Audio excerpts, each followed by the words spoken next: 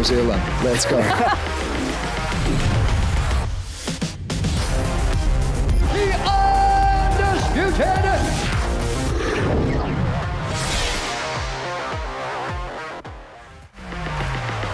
This week, our exclusive kōrero with Kaiwhare Kara-France after his heartbreaking loss. It is harder to get up every time when you put so much into this, but yeah, it's just proud. We speak to the flyweight champion we hate to love, Alexandre Pantoja. Okay, joining us now. And Ilia Topuria describes the moment he knew he beat Charles Oliveira. Can't describe that moment when you have everyone watching you, you feel that energy, you connect the punch and you think in yourself, I got you. Get ready for UFC on Sky. Las Vegas! This is the moment you've all been waiting for!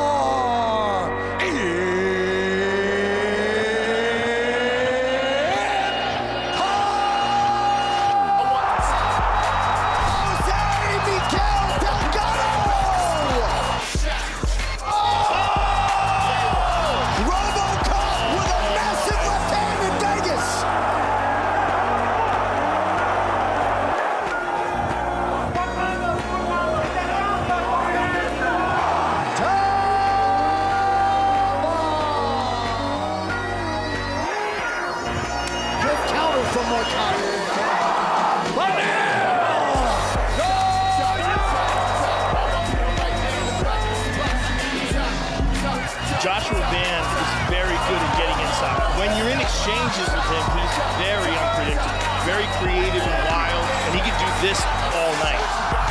What a fight! Brandon Royval! What a fight! Joshua Van, that was fantastic. Kai Kara-France looking to change his life forever by upsetting the decorated flyweight champion Alexandre Pantoja. Protect yourself at all times. Follow my instructions. I'm going to keep it clean. Touch gloves. Let's do it.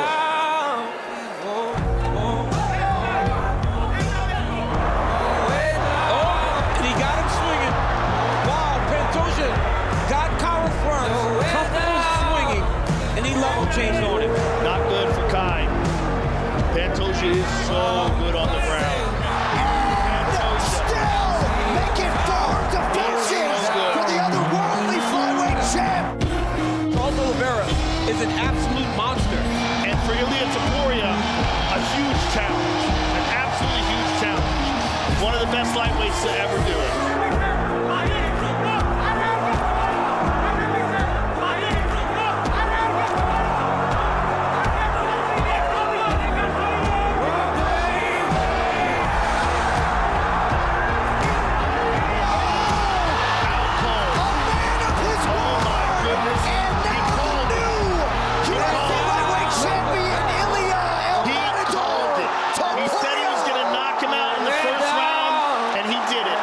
Yo la victoria ya lo celebro cuando el campamento se acaba. Cuando yo ya doy el peso es como, ya soy ganador. Después dentro del octógono puede pasar cualquier cosa, pero nunca me quedaré con la duda de podía haber hecho más. Eso no vive dentro de mí, no pudiera vivir con eso. Y como esa sensación no está dentro de mí, pues yo ya me siento ganador.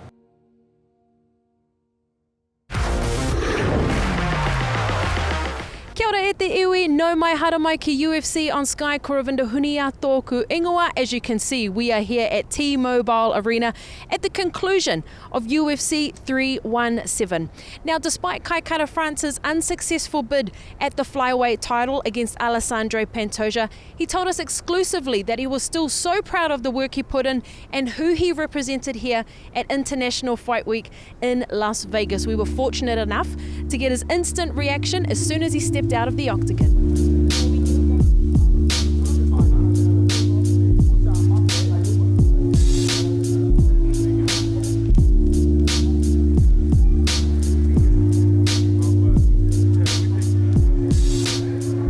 First of all, obviously, state the obvious, not the result that you would have wanted, but your instant thoughts, reactions after coming out of that title fight, bro.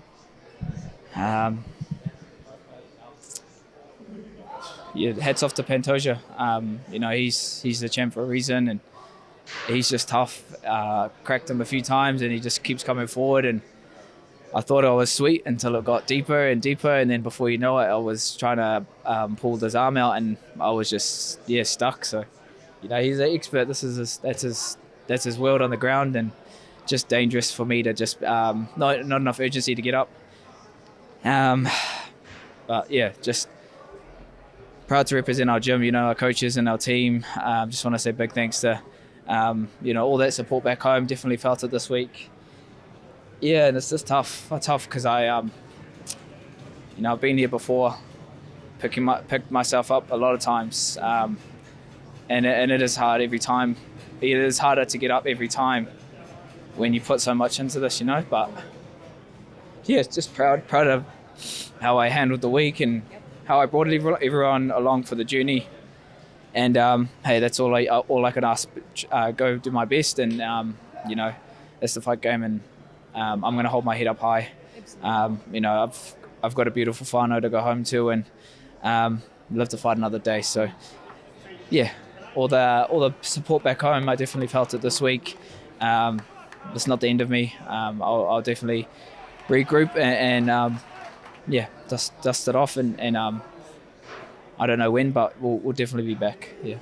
Before I let you go, bro, I won't hold you here too long. Yeah. What is it that you have taken away from this camp as a whole? I know you haven't got that result today, but this camp, I feel like it's like a camp like no other, a preparation like no other, and has perhaps, taken you to a place as a fighter that, maybe is next level for you. But sum up this camp and what it's made, out of you as a fighter. I'm just proud to know that I brought, my authentic self, and I didn't shy away from anything, being vulnerable in front of the camera, being, showcasing traumas from my childhood, all of this, like, I'm willing to do that so my children don't have to go through that. And I'm proud of that, my story is one of whatever culture you come from, don't be afraid to express who you are, and be proud of what name you carry and what country or culture you represent. Don't let anyone think you have to try fit in or shorten your name or change your name just so someone else can feel better about themselves. So that's my story, and I wasn't talking to anyone else. I was just talking to everyone back home. But if other people are listening from different countries, then that's a bonus too. So that's my story, and I'm just proud to I put us on the map, and we're so far away from home, but this whole week people have been asking, what is molded culture? I've heard you talk about it every time you speak, and it's just because I'm so proud of who we are and where we come from, and I don't care if other people get annoyed or they think our culture is cringe, because the UFC's, this is International Fight Week. It would be boring if it was just American Fight Week. That's the thing about America. There's other countries and other cultures outside of your own, so maybe it's a chance to explore and dive deeper into the world outside of your own, and that's what we're here to do. Like, I'm proud of representing all of us, and it's always a win-win. Māori are taking on the world. Yeah. Well, we're proud of you. Aotearoa is obviously proud of you. You stood in that mana that you spoke of during the week. You did not falter on that front. It feels like you walked this journey, and there was a lot of higher purposes for you in this journey besides this fight, although that is what brought you here to Las Vegas. And look, we can't wait for the comeback. We can't wait for you to go again. We know that, it'll be mamai right now, but you'll be back. And that's it. I just want to show my kids how to face adversity and build resilience and keep persevering on whatever obstacles are in your way. Just got to find a way and navigate past it. So, hey, that's us. And I think I deserve a drink after that. Cheers to that. Yeah. Win or lose, we got to acknowledge the path and the journey that we're on. And hey, we regroup next week and go from there. Thank you so much. Ngā mihi, brother. We still love you, bro. Too Māori. We still love you. New Zealand's got your back. Proud of your stand, proud of being Māori. Kia ora, mauri ora. You'll be back. We know that. We love you so much, bro. We look forward to celebrating you when you come home, brother. We love you so much. My man. Now, the UFC flyweight champion Alexandre Pantoja saw us in the media area, and the first thing he did was apologise out of his utmost respect for Kaiwhare Kara-France, but it did not take away from his stellar performance to defend his crown.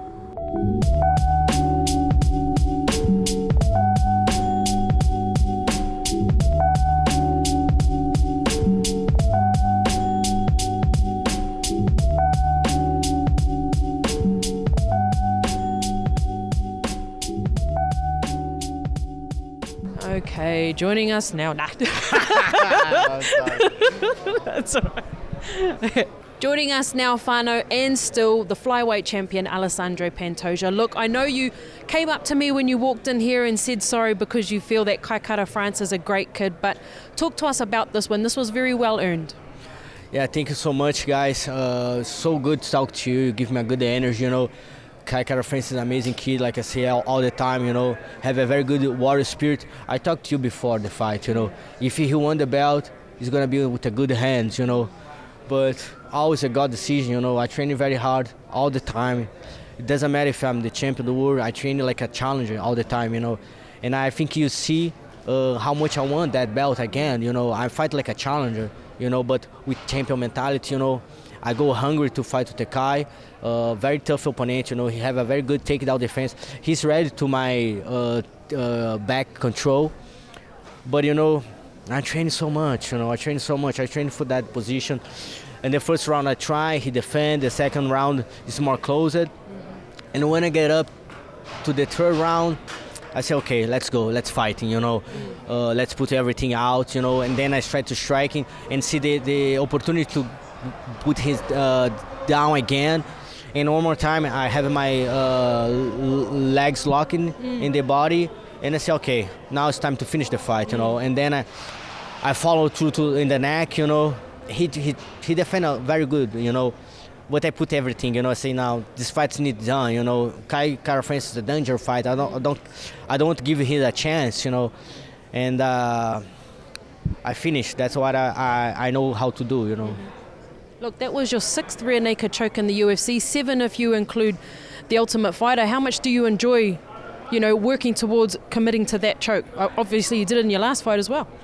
That's so good. You have like a martial arts with a Brazilian name, Brazilian Jiu-Jitsu, you know. That's so beautiful. That's like some good for my culture, you know. Like you have your warrior spirit, you have this name behind the Jiu-Jitsu, Brazilian Jiu-Jitsu. That's so special, you know. I really hope this make a difference in Brazil, you know. Have this martial arts, Brazilian Jiu-Jitsu. This saved my life, you know. That's my first martial arts I learned, and I'm very troubled kid, you know. And when I go to the gym, he saved my life, make me make the right choice, you know. And look at me now, I'm the champion of the world. Still use my needle chokes to save my life, you know, in the octagon, you know. I hope this Brazilian Jiu-Jitsu can help a lot of people too. You did it in the best way that you know how, your strength versus his. I was also very impressed at the beginning of the 3rd round how fresh you looked. I know that you have been fighting these 5-round fights for a little while now, but you looked like in the 3rd round like you were just getting ready for the first. Yeah, that's a motivation, you know. Have a tough challenger, you know, Kaiwhare Kara-France. I know I need like put a end in the fight, you know. If not, maybe he make me a trouble in the last rounds, you know. It's so tough fighting high level, you know. It's you mistake you out, you know, and it's not good make mistake with someone can knock you down in one punch, you know. And Kaiwhare Kara-France have these hands, but I think all I try to be humble all the time, but like I think he feel my hands too, you know. I have powerful hands too. I work very hard. Doesn't matter striking or not, and I train a lot. I train like a challenger, you know. When I'm back to the gym Monday, I'm no more champion of the world, you know. I try to be champion of the world again. Look, I think there were a lot of flyweights tonight in that top 10, top 5 that were hoping Kaiwhare Kara-France won so that they were another chance at fighting for the title. But now, you know, it opens up an opportunity for Joshua Van, who looks like he might get the opportunity now. Yeah, and that's very good. I think everybody wants to see a new challenger, you know, for me. And right now, I think that's the big challenger, you know. Very young kid with a very good striking, very good defense. I followed a couple fights from Joshua Van. He make very good fight. He beat Ray Tatsura from Japan.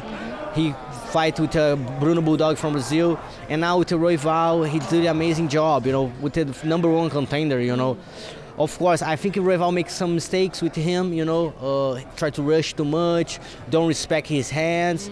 No, try to take it down one time. You know, I know he's have very good takedown defense, but if you have a grappling in your favor, you need to try. You know. And I think right now, Josh Van can be my tough opponent, you know, my big challenger, you know, very young.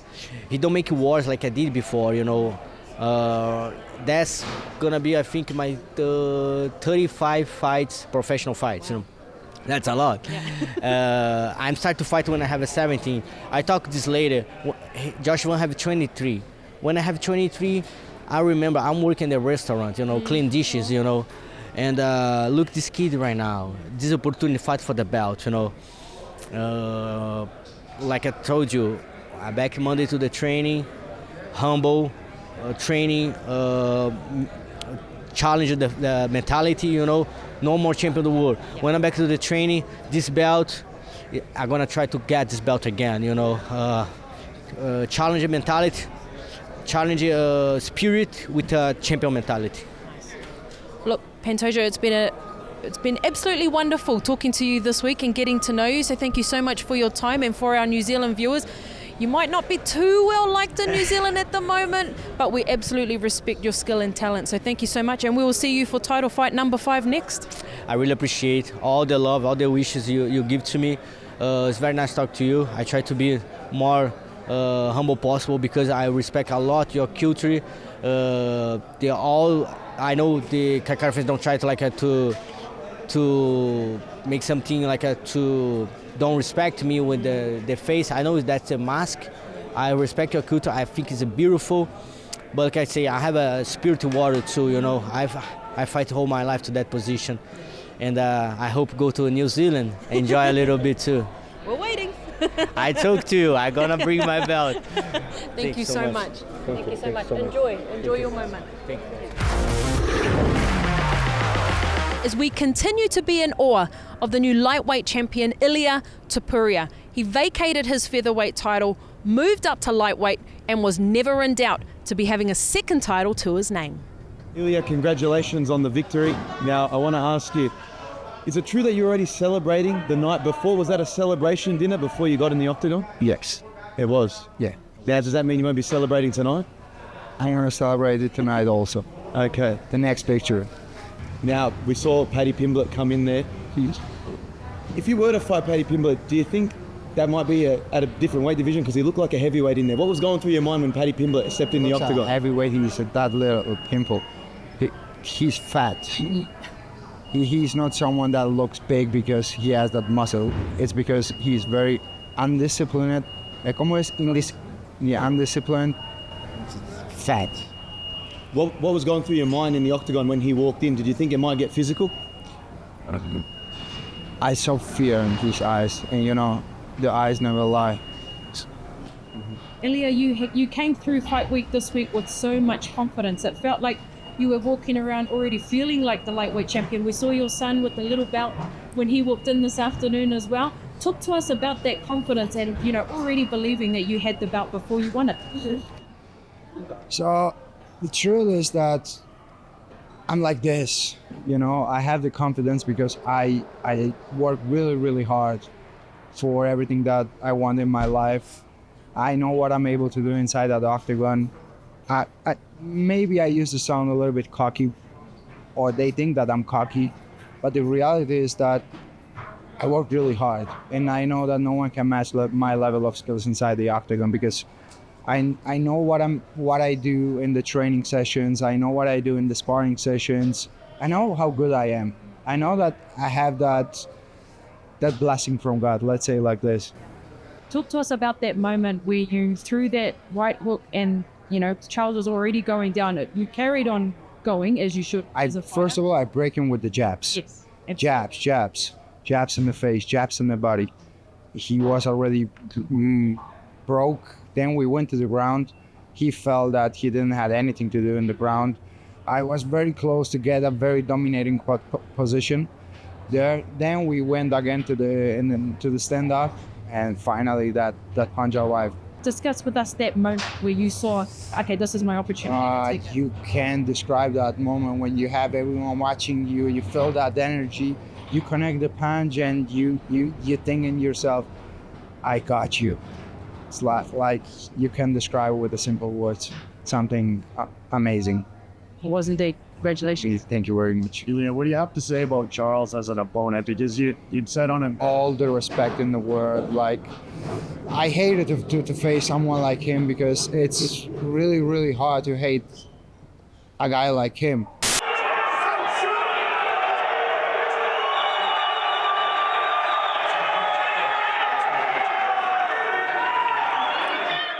Amazing human being, surrounded with his family and teammates and friends all the time. He represents great values. He's a legend in the sport. But yeah, I had to do my job. And you talked about the speed and power being different at 155. Talk to me about the end combination, because you went to the body, you went to the head, and then you realized, all right, 1, 2, 3. The right put him out before he hit the ground. Was that something you'd seen in the training camp, or? The straight punches. This is what I said. Like, and if he's gonna do what he's saying that he's gonna do, which is, he said, like, I'm gonna walk forward. That's all I need to knock you out. Because the time that takes me always to knock out my opponents is the time that I need to close the distance. But if you walk forward, I have all I need. And I can start with my combinations. And when I start with my combinations, you are not able to see me coming. I'm too fast. And when people talk about the Mount Rushmores of MMA, they mention the John Jones, they mention the GSPs, they mention the Anderson Silvas.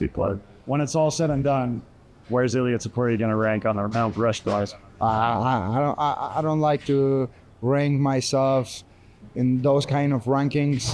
Let the people to rank me wherever they want me to be ranked.